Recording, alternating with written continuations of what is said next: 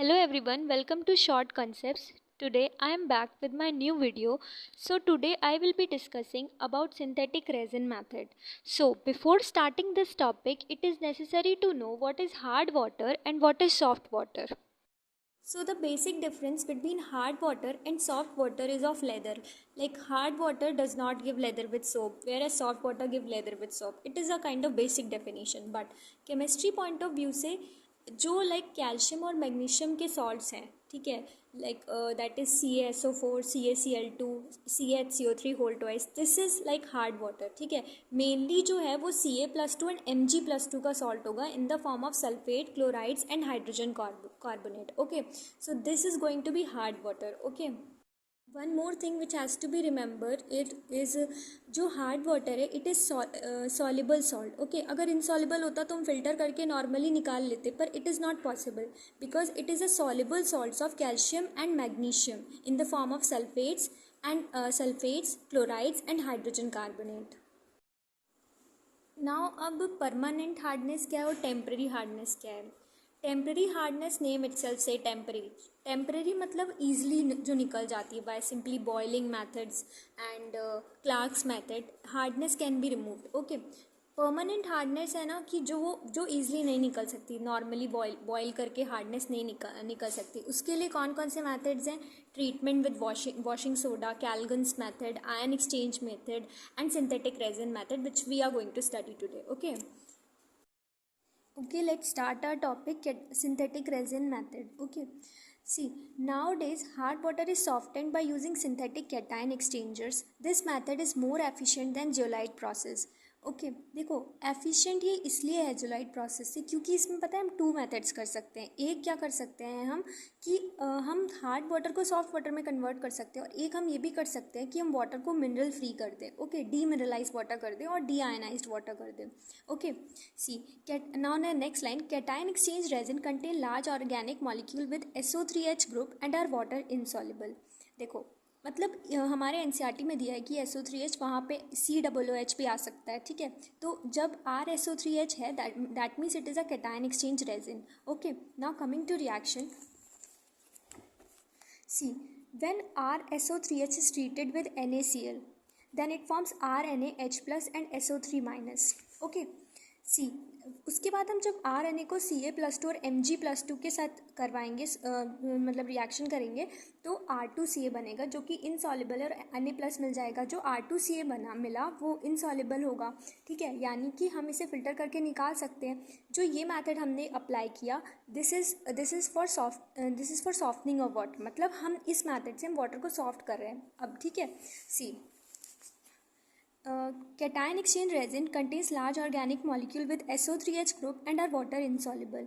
Ion exchange resin RSO3H is changed to RNA by treating it with NaCl.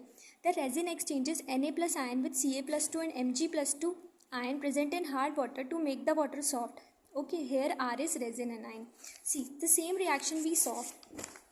RSO3H is treated with NaCl, then it forms RNA plus H plus and SO3-. Then again RNA is treated with Ca+2 and Mg+2, then it forms R2Ca, which is insoluble, and we will filter this and we'll get soft water. Okay, now we have completed first application, which is for softening of water. Okay, now the second is demineralized water. Okay, how we'll get that? See, here it is written the resin can be regenerated by adding aqueous NaCl solution. आप याद रखो ये कि resin को हम दोबारा regenerate कर सकते हैं by using NaCl solution. Okay, अब the next application which is pure demineralized water को हम कैसे बनाएंगे? Demineralized या deionized water मतलब water में कोई भी ion present नहीं है. Okay, अब देखो इसमें क्या लिखा है कि obtained by passing water successively through a cation exchange and an anion exchange resin. तो हम demineralized water को हम cation exchange resin और anion exchange resin दो मेथड से बनाएंगे. ठीक है, अब देखो कि इन मतलब now coming to second application for formation of demineralized water, it involves two steps, cation exchange process and anion exchange resin. हमने अभी पढ़ा था कि दो प्रोसेस से होगा, कैटायन एक्सचेंज प्रोसेस से और एक एनायन एक्सचेंज प्रोसेस से. ठीक है, देखो हार्ड वाटर में Ca+2 और Mg+2, यहाँ पे जो कैटायन एक्सचेंज प्रोसेस है उसमें मतलब जो कैटायन एक्सचेंज रेजिन है वो RH है, ठीक है। Mr2 बनाया और H+ बनाया। Mr2 क्या है, ये इनसॉल्युबल है तो हम इसे फिल्टर आउट करके निकाल सकते हैं। जो यहाँ पे M है वो उसका मतलब है कि M स्टैंड्स फॉर Ca+2 और Mg+2, यहाँ पे H+ बचा। अब सिर्फ सॉल्यूशन में H+ यहाँ पे बचा, ठीक है। अब देखो दूसरे पॉइंट पे आते हैं, एनायन एक्सचेंज रेजिन में Cl-SO4 अभी हमने पढ़ा था कि ये सारे होंगे, ठीक है। जब हम इसको एनायन एक्सचेंज रेजिन से पास करेंगे which is RNH3+ and OH-, यहाँ पे एनायन एक्सचेंज रेजिन है ये वाला, ठीक है। अब क्या बन गया, RNH3+ एंड X-, हम इसे फिर से फिल्टर आउट कर लेंगे और यहाँ पे बचेगा OH-। अब देखो यहाँ पे H+ बचा और यहाँ पे OH- बचा, तो H+ एंड OH- को जब हम मतलब ये आपस में इसका रिएक्शन होगा तो वो H2O बन जाएगा। अब क्योंकि हमारे सोल्यूशन में कोई भी एनाइन नहीं प्रेजेंट है, ना कैटाइन ना एनाइन, तो इसलिए ये डीमिनरलाइज्ड वाटर है और हम इसी को डिस्टिल्ड वाटर कहते हैं। Let's take NCERT reading. See, in this cation exchange process, H+ exchanges for Na+Ca+2 and Mg+2 and other cations present in water.